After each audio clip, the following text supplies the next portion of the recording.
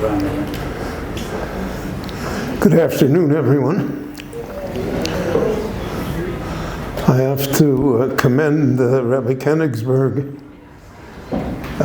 for thinking and arranging. I think this is the first Yom Iyun that we've had regarding Yom Iyun, and I see by the turnout, and I'm certain that by the contents of the day, it will have proved beneficial for the shul and for each individual. My topic is Tefillah, commonly known as prayer.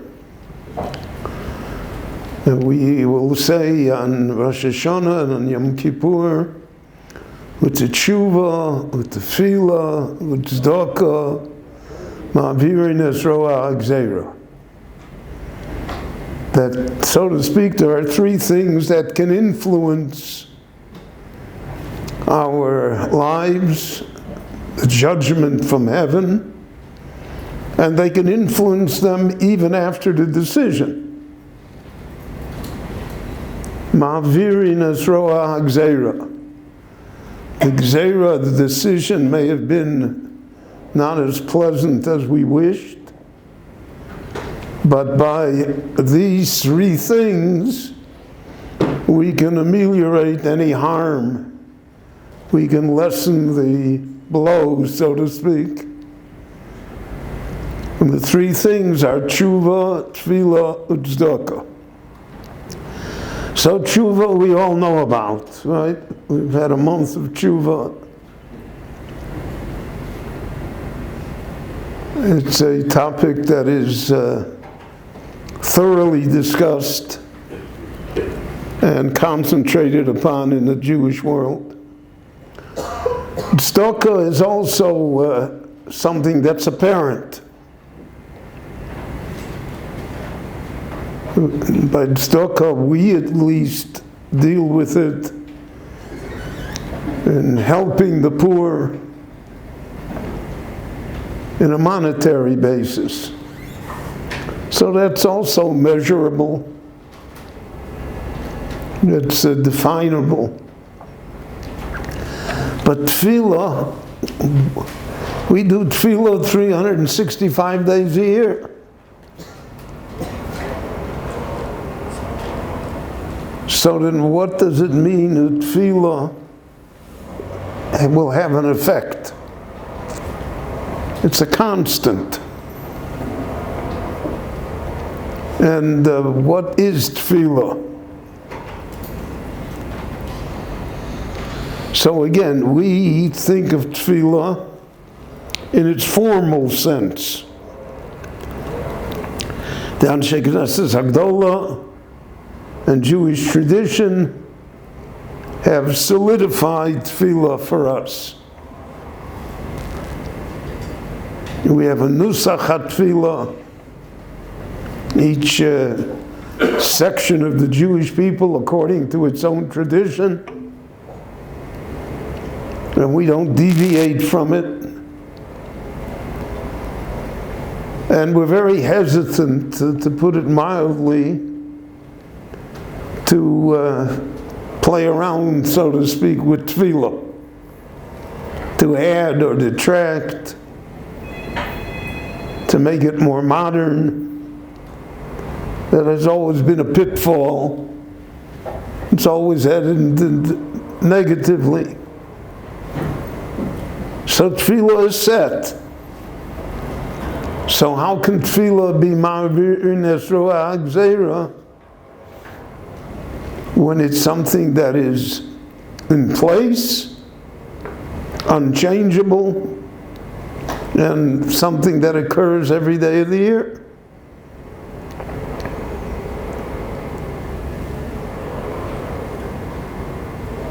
So to understand what tefillah means here, I think we need a little background on tefillah generally.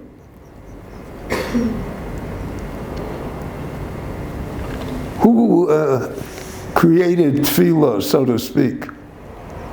Who's the father or mother of Tefillah? So on Rosh Hashana, we acknowledge certain people. So Avram Avinu, our father Avram, he is the creator of Tefillah. Because in the Torah we find that he prayed for the city of Sdom. He prayed after he was told what the decree would be, that Sdom is going to be destroyed. And he realizes, V'anshe Sdom roim v'chatoim la'Hashem od, that it's worthy of being destroyed. Nevertheless, he prays that maybe some of them can be saved. Now it's interesting, until Avram we don't find anybody that prays after the decree has already been established, so to speak. Adam Rishon, the original human being, when he's expelled from Gan Eden, he's told that he's going to live a mortal life. He's told that the life will be a difficult life. We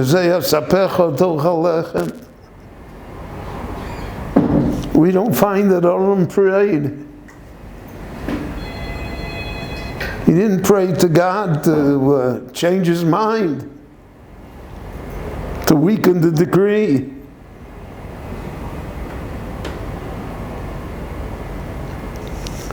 Cain, on the other hand, who is the father of Tshuva, so Cain complained after the decree. Gadol avoni minso, the punishment is too great. Anybody that sees me will kill me. So the Ribono Shalom gave him a protective sign that would allow him to live. But he's praying for himself. Avram Avinu's prayers are not for himself originally. Avram Avinu is the one that teaches us that somehow prayer has an effect even after the decree is sealed. Even after it's decided that Sdom will be destroyed, Avram Avinu's prayers allow Lot and his family to be saved, and from Lot will come Ruth, and will come David HaMelech, and will come the whole future of the Jewish people. It's all a product of Avram Avinu, of prayer. And when he sees that prayer helps, so then he prays for himself as well.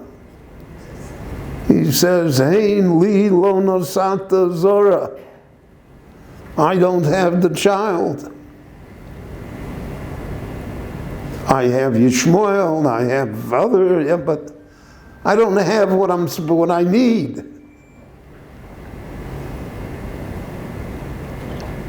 And that prayer is also answered.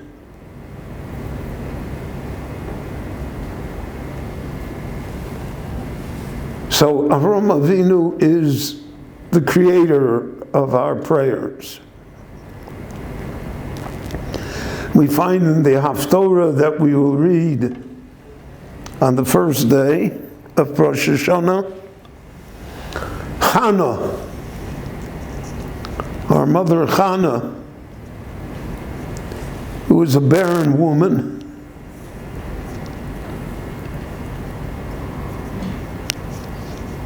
She creates the idea that you can pray silently. You can have a private conversation with God, which, if you think about it, is an enormous step in prayer. You don't have to stand in the middle of the street and say.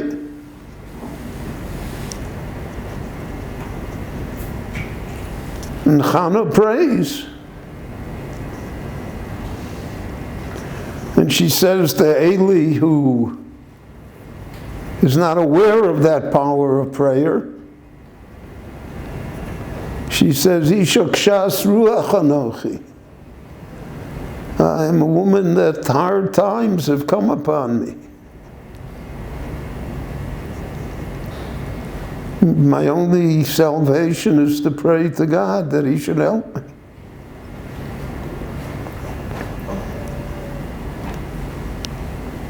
Chazal tell us, Tefillah osa machzor. Prayer accomplishes partially. So we can look at that two ways. One way is that prayer is never fulfilled. It's always, so to speak, negotiated with heaven, but we only get partially what we need. So in that respect, we would say it's disappointing.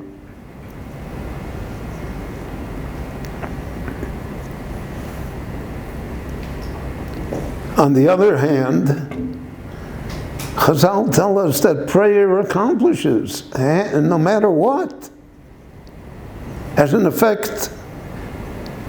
But so to speak, no prayer goes unanswered.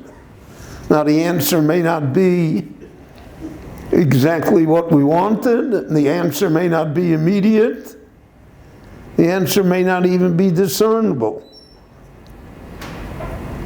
but it has an effect. The fact of prayer, of a person speaking to heaven, has an effect. And therefore, it's perhaps the greatest weapon in our arsenal.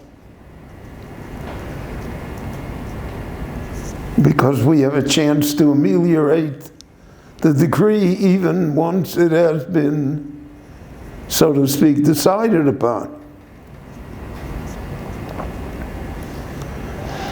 The great Rabbi of Wein, when he discusses prayer, so we all know that prayer comes from the Avos, Avram Avinu, Tikkun Shachris. The morning prayer is from Avram Avinu, it says, Vayashkem Avram Baboker. And Mincha is from Yitzchak, Vayetze Yitzchak, Lasuach Basoda Bifno Sorev. And Arvit, Mariv, is from Yaakov Avinu. So Tzaddik says those are three different levels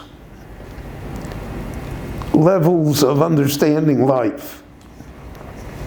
Avram Avinu is Kulo Nisim. He's a miraculous existence. The 10 tests that he goes through are all miracles. He's saved from the fires of Ur Kasdim. He's 318 men against an army of thousands, and he wins. His wife, who is old, nevertheless becomes pregnant and gives him a child. Avram Avinu is Kulo Nes. So Avram Avinu teaches us that we're allowed to pray for a Nes. We're allowed to pray for the miracle.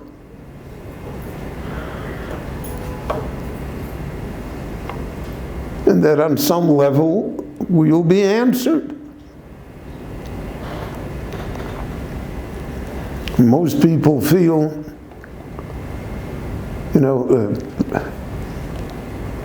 the old adage about you have 3 wishes. What should you wish for? Most people wish conservatively. They don't wish for great things. Except when it comes to wealth and physical prowess. But a person who reaches a certain age and has certain physical ailments that come along with age. So he doesn't ask God to make him an 18-year-old again. Just let me be able to handle what I have.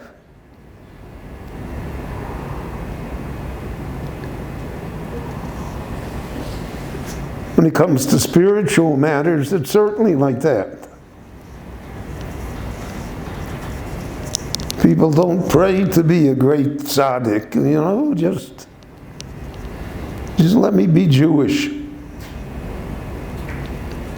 And the definition of being Jewish, each human being, each Jew has his own or her own definition of it. We don't reach for the stars. But Avraham Avinu did. And that's why the Rabbanu Shalom, that's why it says in the Chumash that God took him out and showed him the stars. Took him out of his orbit. He said, you can reach the stars.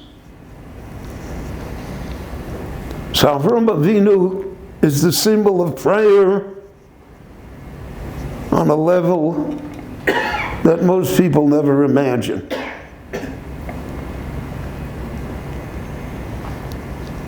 That God should do a miracle for me. God should somehow change nature for me.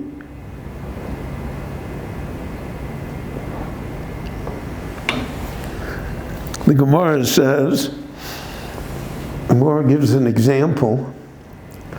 2 people who are on death row. They're going to be hanged. And the Gemara says somehow one is hanged and the other one is able to escape and not die.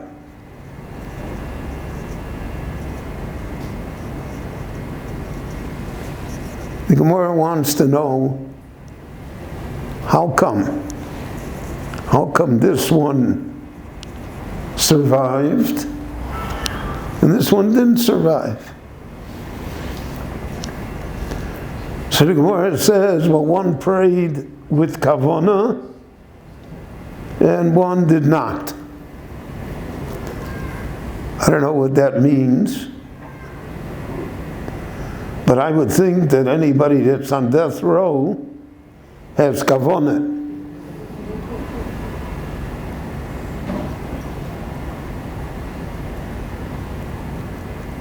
It's not a trifling matter. He knows what he's in for.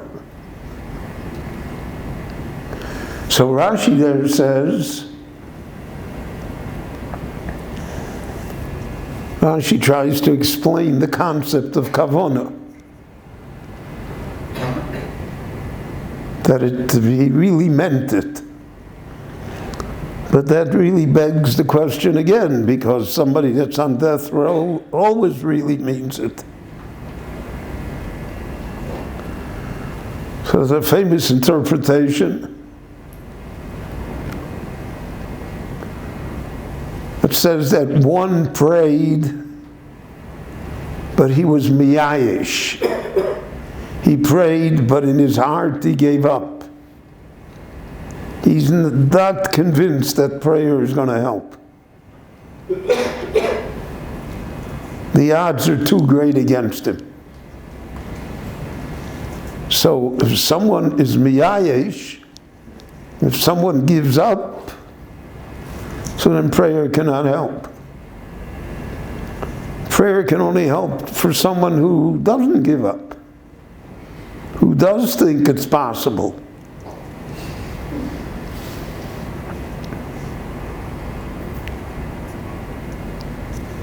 Who somehow is confident that in spite of the situation, the person will be rescued.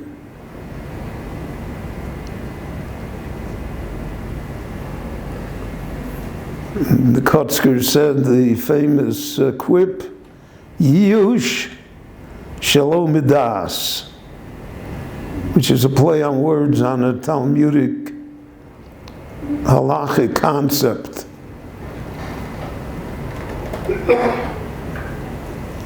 He said, Yush, if you give up, it's Shalom Midas, then it's not intelligent. What do you mean you give up? Who gives you the right to give up? And therefore the Gemara says, Afilu cherev chado munachos al tzavoro, even if he feels the hangman's noose, al yisyoish, he shouldn't give up. The Yeshua could still come. We have countless examples. There was this terrible earthquake, Nachmod al-Island, Mibarash. But you'll find people days later. Some survive and some don't. The ones that give up certainly don't survive.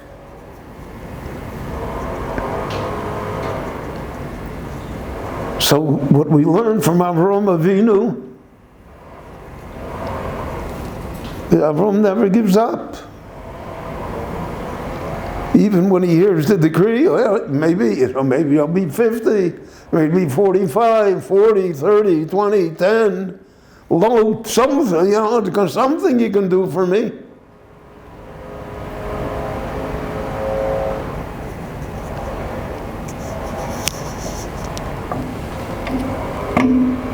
Yitzchak does not have nisim. We don't find in the Torah any nes associated with Yitzchak, except for the story of the Akedah.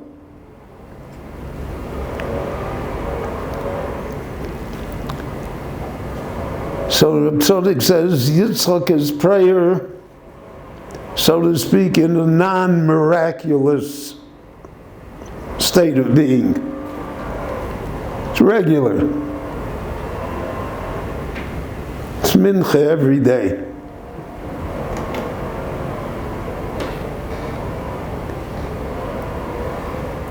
You know that mincha is the most inconvenient of all the prayers.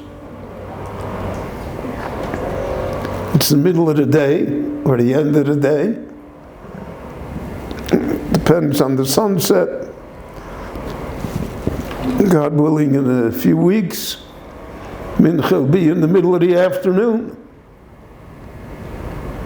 Well, I'm running a business. I've got to practice. I have classes of whatever, everybody has something. And all of a sudden, mincha.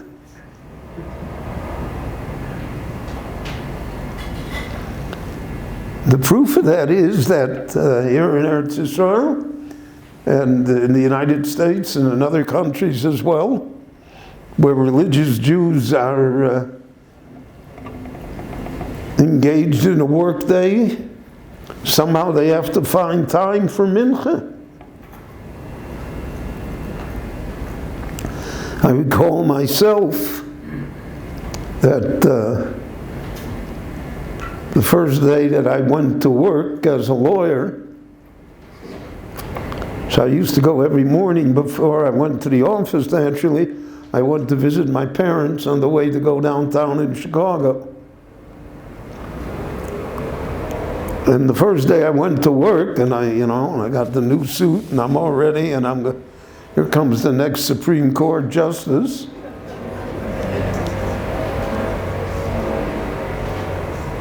And as I leave the apartment, my father tells me, he says, Beryl, don't forget to daven mincha. I was insulted. What are you talking about? I just had my smicha and rabbonis, and I'm not 7 years old that you tell your child daven mincha. So I went to work, and it was exciting. And it was my first day to have a motion in court. Then I had to deliver papers. And then I had to check files. And then I had to call clients for the main partner in the firm. And it was November in Chicago. And before I knew it, it was dark. And I had not davened mincha.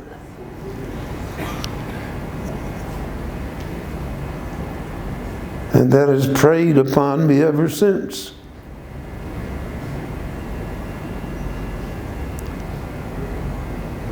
So Yitzchak taught us to pray when it's inconvenient. It's a normal work day. There are no miracles.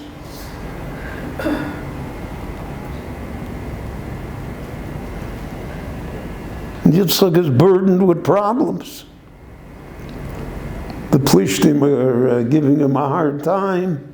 Avimelech wants to steal his wife. He has a son Esav. Yitzchak doesn't have an easy go of it. Yitzchak tiken mincha.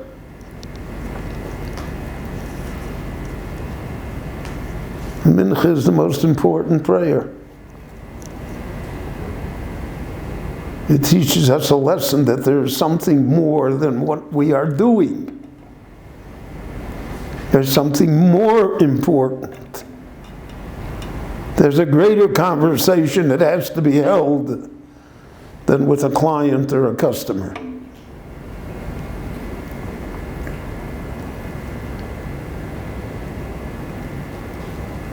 And Yaakov Avinu, Reb Tzadok says, he taught us there's hanhoga in the world. Somehow, there are forces that I'm not aware of, that I don't control, but that influence me and change my life. Yaakov will say, O Elohim, O Roe, Osi, Meodi, Ala Yom Hazeh. The Lord who has been my shepherd from the first day till today. The sheep don't know where they're going.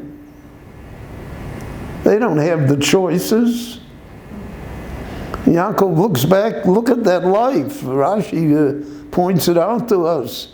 When Yaakov says, Ma'at v'roim oyu yemei shnei chayai, when he says that to Paro. My years are few and they're not so pleasant. But I know somebody's guiding me. I know somebody's pushing me. Hamalach hagoel osim mikol ra. There's an angel that protects me, that I'm unaware of him even. I'm unaware even if that I'm in danger. But there's a malach there.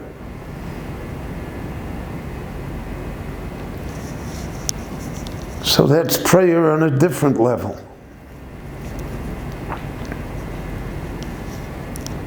That's prayer. God, I don't know what to ask for.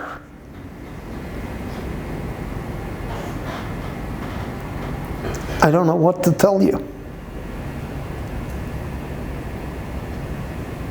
So I can only tell you, guide me a little. Take care of me. protect me.